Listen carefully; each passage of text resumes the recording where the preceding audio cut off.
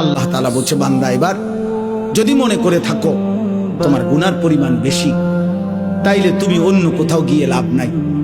আমি আল্লাহ তোমাকে আশ্বস্ত করতে চাই, গুনাহ যদি তোমার আসমান পরিমাণ হয়, গুনাহ যদি তোমার সমুদ্রের ফেনা পরিমাণ হয়, গুনাহ যদি তোমার হিমালয় পর্বত ছুঁয়ে যায়, গুনাহ যদি তোমার এই জমিনের বালুকণা পরিমাণও হয়, তুমি অন্যদিকে যাইও না। তুমি যদি শুধু বুঝতে পারো, অনুভব করতে পারো, তোমার ভিতরে যদি উপলব্ধি আসে আমার গুনাহ বেশি, আর আমার এই গুনাহ আমার জাহান্নামে নিবে, আর জাহান্নামের আগুন আমি সহ্য করতে পারবো না, খোদার কসম আল্লাহ বলেন এদিক সেদিক না গিয়ে বান্দা তুমি আমার দিকে ফিরে আসো, আমার রহমত থেকে নিরাশ হইও না।